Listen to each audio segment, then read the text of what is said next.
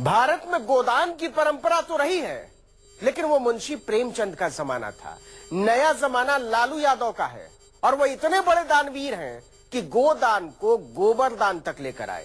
इसका कोई धार्मिक महत्व हो ना हो, लेकिन सियासी महत्व बहुत बड़ा है, क्योंकि इसने बिहार की राजनीति का ही गोबर कर दिया है। बीजेपी ने आरोप लगाया कि उनके बेटे ने अपने मॉल से निकली मिट्टी अपने ही महकमे को 90 लाख रुपए में बेच दी। लालू का जवाब था, हम तो गोबर तक दान कर देने वाले लोग हैं।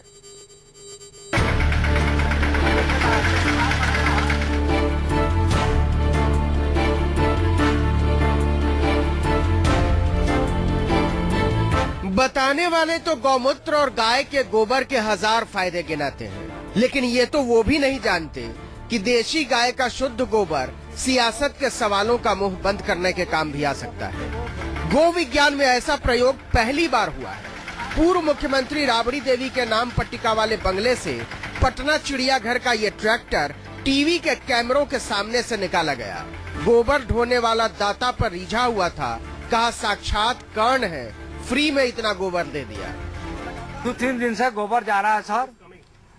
हम लोग बेड बना के वो गोबर देते हैं और उसमें फूल रोपते हैं। तो इसके बदले पैसे भी देते हैं? पैसा ऐसा कुछ नहीं दिया, फ्री में जाता है गोबर। अब राजनीति में चारे के सवाल पर 4 बार सरकार बन और बिगड़ सकती है, तो मिट्टी और गोबर कभी भी इतने प्रासंगिक हो सकते हैं। लालू परिवार के कथित मॉल की मिट्टी उड़कर मिनिस्टर तेज प्रताप की आंखों में गड़ने लगी तो तुरंत ट्राली भर गोबर सामने कर दिया गया।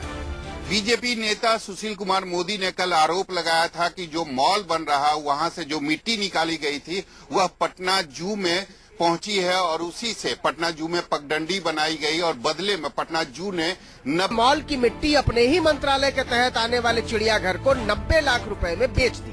जो जमीन जिस पर मॉल बन रहा है उस जमीन का संबंध लालू यादव के परिवार से। मिट्टी की आपूर्ति जिस विभाग में की गई उसके मंत्री राष्ट्रीय जनता दल के बड़े नेता और बिहार सरकार के मंत्री और लालू यादव के पुत्र हैं। खबर चटाकेदार थी, फौरन सुर्खियां तैरने लगी, तो लालू यादव ने मिट्टी के जवाब में गोबर सामने रख दिया। कहने लगे माटी का मोल लगाना तो छोड़िए, हम तो गोबर तक दान कर देते हैं। जांच करिए ना, इसमें किस चीज का हमको आती है। हम तो उल्टे 1.5 साल से अपना गाय का गोबर शेरी चिड़ियाखाना में दे रहे हैं। माने मिट्टी का मोल और गोबर बेमोल। सियासत में चारे के बाद मिट्टी खाने के जुमले तैरने लगे। इस पर साक्षात चिड़ियाघर के निदेशक मीडिया के सामने अवतरित हुए। वही डायरेक्टर साहब जिन्होंने चिड़ियाघर में मीडिया के लिए नो एंट्री घोषित कर दी थी, बेचारे 2 दिन से फोन बंद करके अंतर ध्यान हो गए थे। पथ का निर्माण हुआ है, वह निर्माण मिट्टी का है और बोल्डर पिचिंग है।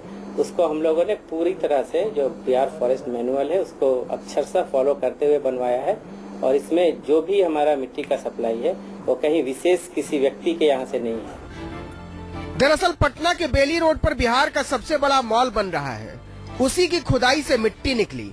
सुशील मोदी का आरोप है कि यह मिट्टी बिना किसी टेंडर के चिड़ियाघर को बेच दी गई। यह पवित्र मिट्टी चिड़ियाघर में पगडंडी बनाने के काम आई।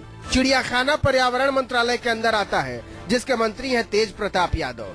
सुशील मोदी कहते हैं मॉल भी उन्हीं का है।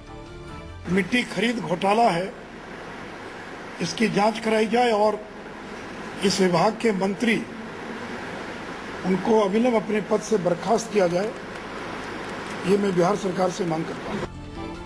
इस तरह बिहार की राजनीति मिट्टी मिट्टी गोबर गोबर हो गई है और गोबर का चरित्र तो आप जानते ही हैं, जिसने मारा पत्थर उसी के मुंह पे छींटा। सौरभ कुमार, पटना, न्यूज़ 24।